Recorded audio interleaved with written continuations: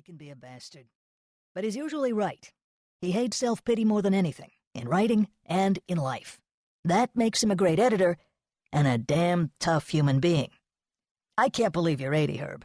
I guess that means I'm not 35 anymore. But I tell you, when it comes to words, Herb's instincts are pitch perfect. With women, not so much. I think we all know what I'm talking about. Uneasy laughter rippled through the group, and one man guffawed. Sam continued. So when he first told me he was going to marry Pippa, I thought, here we go again. She seemed like radioactive jam, sweet but deadly. Herb, however, disregarding my advice, followed his nose as usual. A significant nose, I might add, not one of these trivial little noses we see all over town these days. And somehow he ended up with the most spectacular woman. I've known Pippa Lee for a quarter of a century, but I'll never really know her. She's a mystery, a cipher, something nearly extinct these days. A person not controlled by ambition or greed or a crass need for attention, but by a desire to experience life completely and to make life a little easier for the people around her. Pippa has nobility. Pippa has style. Pippa's lips compressed slightly, her brow furrowed in a private signal of disapproval. She wanted him to glorify Herb, not her. Sam's quick bird glance rested on her for a moment. Reading her signal, he smiled and went on. And Herb had the sense to recognize her for what she was when it was damn hard to tell. So he can't be all bad. I drink to a man who, even at this late stage of his career, remains entirely unpredictable. I can't decide what I think of your choice to move from Gramercy Park to Marigold Village, Herb, if it's humble or practical or perverse. But as long as Pippa keeps making that butterflied lamb, I'll even caddy for you if that's what it comes to. I don't think you'd be much of a caddy, Sam, said Herb, his mouth creasing into a lopsided grin as it did whenever he made a crack. Never underestimate a hungry Jew, called out Sam Shapiro. I think it's sort of amazing, said a hurt adenoidal voice. Maura Dulles was a poet who had been living with Sam for the past few years. She was sitting cross-legged on the floor at Herb's feet.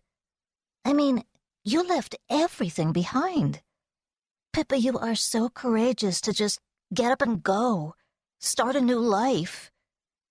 Pippa watched her fragile friend with concern. She hoped Sam didn't hear the tears in her voice. It feels free, said Pippa. No more big households to take care of. Don't wreck my illusions, said Sam. You are the icon of the artist's wife. Placid, giving, intelligent, beautiful, great cook. They don't make 'em like that anymore. Maura Dulles gave him a black look, which he ignored. And Herb doesn't even deserve her. He's not an artist. I never thought of that before. The one true artist's wife left in the modern world, and she goes to a publisher. He cackled, then scraped his breath in with a donkey's bray. She wasn't like that when I married her, said Herb. I tamed her. Oh, shut up. Pippa smiled, drifting into the kitchen, and wondering if Sam was teasing Herb too hard. Ben, Pippa and Herb's son, was scouring the roasting tin, glancing up at the party through the hatch that looked out on the dining area. Still in law school, he already had the bad posture and good-natured pessimism of a middle-aged man. He scrutinized his mother through round professorial glasses. I hope Herb is okay, Pippa said, lighting a small blowtorch and turning it on 15 pots of creme brulee. The layer of sugar on each one bubbled and darkened to the color of molasses. Mom, he's fine. Nothing could put a dent in his ego. That's what you think. It's you I'm worried about. Oh, I'm fine, sweetheart. Your problem is you're too adaptable. The adaptable cipher. Pippa patted Ben's arm.